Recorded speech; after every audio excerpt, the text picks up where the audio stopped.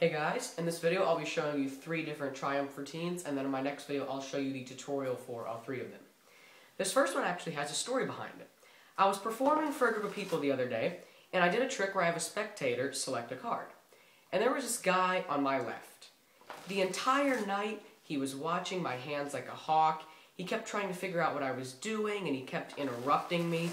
He was being a real pain. And he insisted that he had to be the one to select a card for the trick.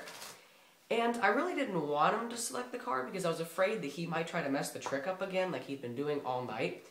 But he insisted, and I just sort of gave in. So after I mixed the deck, I had him call it stop for me. And he happened to stop at the 6 of hearts. And I said to him, look, I want to be completely fair with this trick, and I'm going to take your card, I'm going to lose it into the deck. So that there's no way I could ever find it. No way I could ever find it without using magic, that is. I'm going to show you what real magic is all about. Make you a believer. And he continued to watch my hands, and there was nothing to really see. All I was simply doing was just shuffling the deck. But then I got distracted. See, I split the deck to go shuffle again, but then these people to my right started to talk to me, and we got in a bit of a conversation, started telling some jokes, and the guy used this moment where I was distracted to take one half of the deck and flip it over. So the half of the cards were face up and the half were face down. I didn't even realize that he did this. I was still talking to my friends on the right, and I started to shuffle up to get the deck together, one half face up and the other half face down. And it wasn't until I turned back around and looked as I was squaring up the deck that I realized what had happened. And I couldn't believe it. The deck was a complete mess. Cards were just all over the place.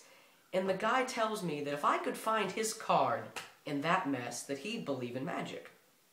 And my goal was to make him a bit of a believer, but I was looking at the deck thinking, how in the world am I going to do this? There are cards that are back to face. There are cards that are face to back. There are even cards that are back to back.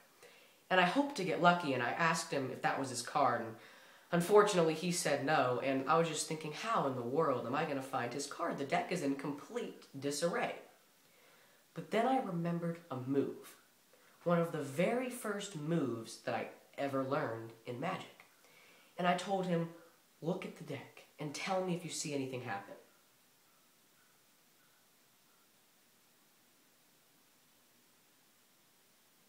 And he said no.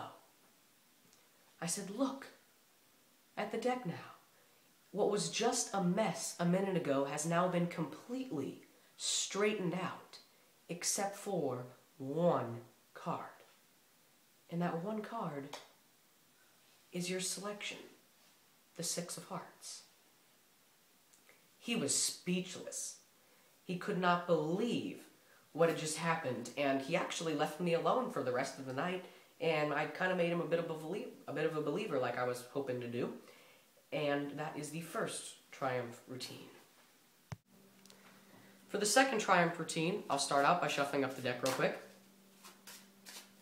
and giving it a couple of cuts.